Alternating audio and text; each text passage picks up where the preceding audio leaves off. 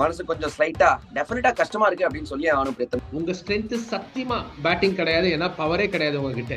நல்ல ஒரு 180 ரன்ல வந்து இழுத்து பிடிச்சது பாத்தீங்கன்னா கிரேட் எஃபர்ட். பவர் பிளேல மேட்ச் தோத்துட்டாங்க. பேட்டிங் bowling ரெண்டுத்துலயுமே 3 overs 5 for 1. நீங்க பவர் பிளே ஸ்கோர்ஸ் எடுத்து பாருங்க, 3 கேம்லயும் பவர் பிளேல ஸ்கோரே வரல.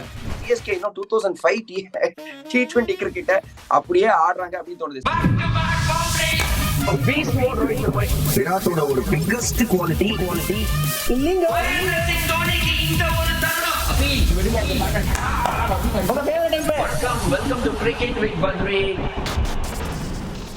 வணக்கம், welcome to cricket with Badri. மற்றும் ஒரு எபிசோட் ஆஃப் கிரிக்கெட் டிபேட். பிரேத்தம் நம்ம கூட இருக்காரு. வணக்கம் பிரேத்தம். ஹாய் பத்ரி, எப்படி இருக்கீங்க? All well. மனசு கொஞ்சம் ஸ்லைட்டா டெஃபினட்டா கஷ்டமா இருக்கு அப்படின்னு சொல்லி ஆனும் பிரேத்தம். ஏன்னா இந்த மாதிரி தோல்விகள் சென்னை சூப்பர் கிங்ஸ் கிடைக்கும் போது கொஞ்சம் டெஃபினட்டா வந்து ஒரு மனசு கஷ்டமா தான் இருக்கு. சிஎஸ்கேக்கு ரெக்கார்டு சரியில்லை பிரேத்தம். கொஞ்சம் 6 மேட்ச்ல 5 மேட்ச் தோத்துருக்காங்க. லாஸ்ட் ஒரு ப்ரீவியஸ் ரெக்கார்ட் பாத்தீங்கன்னா 100% பத்ரி. நான் யூசுவலா நீங்க என்ன கேள்வி கேட்பீங்க, நான் இப்ப உங்களை கேள்வி கேட்கிறேன்.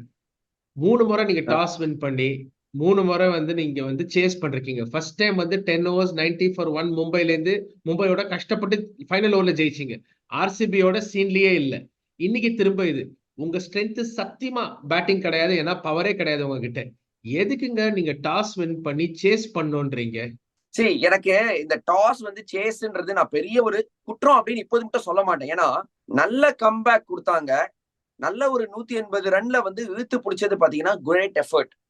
பட் நான் என்ன சொல்றேன்னா, பவர் பிளேல மேட்ச் தோத்துட்டாங்க. பேட்டிங் bowling ரெண்டுத்துலயுமே பவர் பிளேல ரன் அடிக்க விட்டாங்க. எவ்வளவு ரன்னு? கொஞ்சம் நெஞ்சம் ரன் இல்ல, 75 ரன். அதோ பேட்டிங் ஆடும்போது முதல் 4 ஓவர்ல 10 ரன்னா பிரேத்தம் அடிப்பாங்க. என்ன பிரேத்தம் இது? ஃபர்ஸ்ட் 4 ஓவர்ல அவன் 60 70 80 120 எல்லாம் அடிக்கிறான். நான் அவ்வளவு எல்லாம் கேட்கல. 4 ஓவர்ல 25 ரன்னாவது அடிக்க, 2 பால் ஒரு 30 ரன்னாவது அடிக்கன்னு கேட்கிறேன். 10 ரன் பிரேத்தம். அங்கேருந்து ஃபைட் பண்ணாங்க. ஃபைட் பண்ணி எடுத்துட்டு லாஸ்ட் 2 பால்ஸ் மட்டும் போனது பெரிய பெர்ஃபார்மன்ஸ் என்ன பொறுத்த மட்டும். இது வந்து என்னால ஒத்துக்க முடியாது பிரேத்தம். சி எஸ், நீங்க சொல்ற பாயிண்ட் ரைட். உங்களுக்கு பேட்டிங் இல்ல, ஏன் சேஸ் பண்றேன்னு நீங்க கேக்குறீங்க. பட் நல்ல கம்பேக் பண்ணிருக்காங்க. ஆனா 4 ஓவர்ல 10 ரன்லாம் அடிச்சா சத்தியமா மேட்ச் ஜெயிக்க முடியாது பிரேத்தம். 3 overs 5 for 1. நீங்க பவர் பிளே ஸ்கோர்ஸ் எடுத்து பாருங்க, 3 கேம்லயும் பவர் பிளேல ஸ்கோரே வரல. அண்ட் இன்னைக்கு நீங்க பாத்தீங்கன்னா அனிகேத் வர்மான்னு ஒரு சின்ன பையன் மத்திய பிரதேஷ்ல இருந்து 73 of 38 பால்ஸ் அடிக்கிறாரு. அந்த மாதிரி டேலண்ட் இருக்கும் போது நீங்க தீபக் ஹூடாவும் ராகுல் திரிபாட்டியும் விஜய் சங்கரையும் மிடில் ஆர்டர் ஆட சொன்னா எப்படிங்க ரன் வரும்?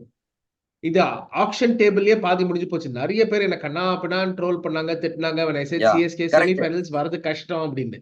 நீங்க பவர் இல்லைங்க. அதுக்குதான் நான் சொல்றேன், உங்களுக்கு பவர் இல்ல. நீங்க சொல்ற பாயிண்ட் நான் வேலிட் பத்ரி, ஒத்துக்கிறேன். நல்லா புடிச்சிங்க. 6 overs 80 for 1ல இந்த ஸ்கோரை நல்லா புடிச்சு 180க்கு ரெஸ்ட்ரிக்ட் பண்ணீங்க. பட் நான் என்ன சொல்றேன்னா, உங்க ஸ்ட்ரென்த் வந்து உங்க bowling is definitely a stronger suit than batting. அந்த பட்சத்துல நீங்க எதுக்குங்க பிரஷர் எடுத்து சேஸ் பண்றீங்க? 9 10 உங்களால முடியாதுங்க. 9 10 எல்லாம் சேஸ் பண்றதுக்கு பர் ஓவர். சரி, டாஸ் வந்து நான் எப்போதுமே ரொம்ப டிகின் பண்ண மாட்டேன். ஏன்னா இப்ப டாஸ் தோத்துருந்தா ப்ராப்ளி அவங்க ஃபர்ஸ்ட் பேட்டிங் பண்ணிருந்தா நம்ம இனிமே நம்ம மேட்சை வின் பண்ணோம்ல. டாஸ் எப்படி வேணா போகும். எப்படிங்க இங்க ஒரு ஈக்குவல்? நீங்க வந்து ஸ்ட்ரைட்டாவே ஒரு 15 ஓவர் மேட்ச் நீங்க விளையாடுறீங்க. அவங்க 20 ஓவர் ஆடுறாங்க, நீங்க 15 ஓவர் ஆடுறீங்க. அந்த மாதிரி இருக்கு. 2025 ஐபிஎல்ல எங்கேயோ ஆட்டு போறாங்க டீம்ஸ். சிஎஸ்கே இன்னும் 2005 T20 கிரிக்கெட்ட அப்படியே ஆடுறாங்க அப்படின்னு தோணுது. சரி ரைட், இப்படிதான் இருக்கு. பிளெமிங்கும் வந்து சொல்றாரு, ஓகே நாங்க எங்களை மாதிரி தான் ஆடுவோம் அப்படின்னு. இப்ப என்னதான் பண்ணோம் பிரேத்தம்? என்ன பண்ணோம் அப்படின்னு நான் இது சொல்றேன், எக்ஸ்பர்ட் சொல்றேன். Please bring back Conway Ruturaj Gaikwad opening very very important. Power பிளேல நீங்க அடிச்சே ஆடியே ஆனோம். எனக்கு இது டெஃபினட்டா வேணும். நம்ம போன வீடியோல டிஸ்கஸ் பண்ணோம். கான்வே ருத்து ஓப்பனிங், ரச்சின் 3. இதை நீங்க எடுத்துட்டு வந்தே ஆகணும். இல்லையா பிரேத்தம்? நீங்க ஒத்துக்கீங்களா திருப்பி? 100% பத்ரி. ஜேமி ஓவர்டன் 2 ஓவர்ல 30 ரன். இதே 2 ஓவர் ரச்சின் ரவீந்திரா 30 ரன்னோ 25 ரன்னுக்கோ போட்டிருக்க மாட்டாரா? எதுக்கு உங்களுக்கு ஜேமி ஓவர்டன்? அது நீங்க உங்க 11 செலக்ஷனே தப்பு. Conway Ruturaj and Rachin, Conway Rachin Ruturaj, எந்த காம்பினேஷன் நீங்க போட்டாலும் இவங்க தான் டாப் 3 ஆடணும். அதை நீங்க செய்யலைன்னா உங்களுக்கு வாய்ப்பே கிடையாதுங்க. அண்ட் இன்னொன்னு நான் சொல்றேன், உங்க ஸ்ட்ரென்த் ஸ்பின்னு தான். 12 ஓவர் ஸ்பின்னர்ஸ் இருக்கு உங்ககிட்ட, நீங்க போட மாட்டேங்கிறீங்க. மும்பை மேட்ச்ல 11 overs, ஆர்சிபி மேட்ச்ல 10 overs. இன்னைக்கு நீங்க பாத்தீங்கன்னா அதே தான் 10 overs. Jadeja 2 overs 12 runs 1 wicket. அதுக்கு மேல ஜடேஜா போடல. கடைசியில வின்னிங் மார்ஜின் என்ன? 7 ரன். ஜடேஜா 2 ஓவர் தானே போட்டாரு. அவருக்கு கொடுக்கறதுக்கு பயப்படுறாரு. இதான் உண்மை. ருத்ராஜ் கைக்வாட் ஜடேஜாக்கு போலிங் கொடுக்க ரிலக்டண்டா இருக்கிறாரு, பயப்படுறாரு. அஸ்வின் அகெயின்ஸ்ட் இன்னொன்னு நான் சொல்றேன் பிரீத்தம், அஸ்வின் எனக்கு பவர் பிளேல கொடுத்துருக்கவே கூடாது. ஏன்னா அஸ்வினோட record against Nitish Rana is very poor. 190 strike ரேட்ல அகெயின்ஸ்ட் அஸ்வின் நிதிஷ் ராணா விளையாடுறாரு. அதை தவிர 10 மேட்ச்ல அவுட்டே ஆனது இல்ல. அந்த மாதிரி ஒரு ரெக்கார்ட் இருக்கும் போது எப்படிங்க நீங்க நிதிஷ் ராணாக்கு எதிராக அஸ்வினை கொடுப்பீங்க? இந்த ஒரு கேள்வி. ஜேமி ஓவர்ட்ட நான் பவர் பிளேல கொடுப்பீங்க பிரீத்தம்? எனக்கு இந்த மாதிரி விஷயங்கள்லாம் புரியல. அனலிஸ்ட்னு ஒருத்தர் இருக்காரு டீம்ல, அவர் என்ன பண்றாரு? அனலிஸ்ட் இருக்காரா? இருந்தா அவர் கொடுக்குற டீடைல்ஸ் இவங்க ஃபாலோ பண்றாங்களா தெரியாது. நான் அனலிஸ்ட சும்மா குற்றம் சொல்ல முடியாது. ஏன்னா இதெல்லாம் ஸ்டாட்ஸ் அவர்கிட்ட இருக்கும். எடுத்துன்னு போய் கேப்டன் கொடுத்து அவர் தூக்கி போட்டு இல்ல நான் இப்படிதான் செய்வேன்றா எனக்கு புரியல. செகண்ட் கன்சிக்யூட்டிவ் கேம் ருத்துராஜோட கேப்டன்சி டெஃபினெட்லி ஃபவுண்ட் வாண்டிங், அதுல டவுட்டே கிடையாது. நான் உங்களோட அக்ரியே பண்ண மாட்டேன் பத்ரி. நீங்க சொன்னீங்க அப்படி ராஜஸ்தான் டாஸ் வின் பண்றதா எனிவே நம்ம சேஸ் பண்றோம்னு. ஆனா பண்ணலையே, இவங்க தானே டாஸ் வின் பண்ணாங்க. ஈஸியா வந்து ஃபர்ஸ்ட் பேட்டிங் ஆடி நீங்க 170 180 அடிச்சா கூட உங்களுக்கு போலிங் இருக்குங்க டிஃபெண்ட் பண்றதுக்கு. ஏன்னா 12 ஓவர் ஸ்பின் பால் கொஞ்சம் ஸ்டக் ஆகும். நீங்க வரிந்து ஹசரங்கா பாத்தீங்கன்னா அந்த விஜய் சங்கர் போலான கூகுளிலாம் இவ்வளவு திரும்பிச்சு பந்து. சோ நீங்க ஏன் அந்த 3 வாட்டி டாஸ் வின் பண்ணி அதை இது பண்ண மாட்டேங்கிறீங்கன்னு எனக்கு சத்தியமா புரியல. இது ருத்ராஜ் தப்பு ஒண்டி கிடையாது.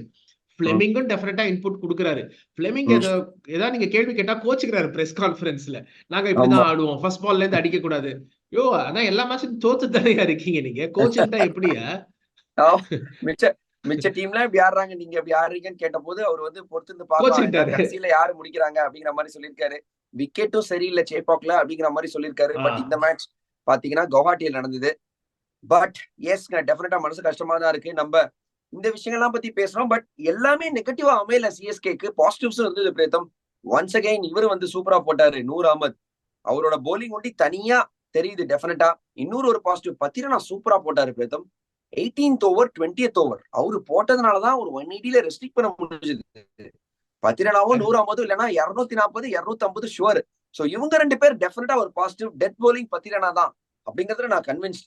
Is one of the better death bowlers இந்த ஒரு காம்படிஷன்ல.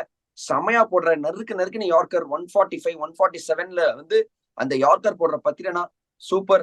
நூர் அகமதை ரீட் பண்ண முடியல, அவரு சூப்பர். சோ 8 ஓவர் எனக்கு சட்டனா தெரியுது. பட் மிச்ச சைடு எல்லாமே பாத்தீங்கன்னா கொஞ்சம் தெரியும்.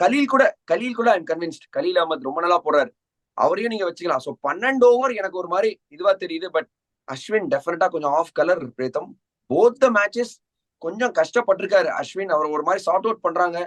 அவர் பீக்ல இல்லன்னு நம்ம எல்லாருக்கும் தெரியும். But I little bit expect more from Ashwin brother. இல்ல டெஃபினட்டா அஸ்வின் கிட்ட நான் ஜாஸ்தி எக்ஸ்பெக்ட் பண்ணேன். Coming back home after nearly 10 years Ashwin கிட்ட நான் ஜாஸ்தி எக்ஸ்பெக்ட் பண்ணேன். பட் போன மேட்ச் நீங்க பாத்தீங்கன்னா கூட பத்தி ஃபர்ஸ்ட் ஓவர் 16 ரன் கொடுத்தாரு ஃபில் சால்ட்டுக்கு, செகண்ட் ஓவர் 6 ரன் தான் கொடுத்தாரு. அதுக்கப்புறம் அவர் போலிங்கே போடல. சோ நான் என்ன சொல்றேன், என்ன இருந்தாலும் உங்க ஸ்பின்னர்ஸுக்கு 12 ஓவர் கொடுங்க. உங்க பேஸ் பவுலர்ஸோட உங்க பெட்டர். அஸ்வின் மாதிரி பிளேயர்லாம் எப்படி எடுத்து பிடிச்சிருவாங்க. 1-2 games he is allowed to have a bad patch. அப்படியே நீங்க ஒரு விக்கெட் எடுத்தாரு. ஜடேஜாக்கு நீங்க 2 ஓவர் தான் கொடுத்தீங்க. அகைன் பத்ரி ஷிம்ரான் ஹெட்மயர் 3 ரன்ல இருக்கச்சு ஒரு டாலி அந்த மாதிரி கேட்ச் யாராவது விடுவாங்களாங்க 30 yard சர்க்கிள். ஜேமி ஓவர்டன் விட்டாரு. கடைசியில ஷிம்ரான் ஹெட்மயர் அடிச்சது 17 ரன். அதேதான் இந்த மாதிரி little margins make a difference. நீங்க தோத்தது 6 ரன்ல கரெக்ட். நீங்க சொல்லலாம் வேற யாராவது வந்து 10 ரன் அடிச்சிருப்பாங்கன்னு, ஆனா அடிக்கலையே, இவர் தானே அடிச்சாரு. சோ இந்த மாதிரி little margins make a difference. And CSK அவங்க பிரைம்ல இருக்கச்சே இந்த மாதிரி மிஸ்டேக்ஸ் எல்லாம் பண்ணல. இது தொடர்ந்து 2வது மேட்ச் இந்த மாதிரி சிட்டர்ஸ் டிராப் ஆகுது. அண்ட் காம்பினேஷன் டெஃபினட்டா சரியில்லை. 100% அது ஏதாவது பண்ணி ஆகணும். அண்ட் கீப் இன் மைண்ட் உங்க அடுத்த மேட்ச் வந்து டேபிள் டாப்பர்ஸ் டெல்லியோட 2-0 சன்ரைசர்ஸ் துண்டா அடிச்சுட்டு வந்திருக்காங்க. அவங்க வராங்க சேப்பாக்கு அடுத்த சனிக்கிழமை.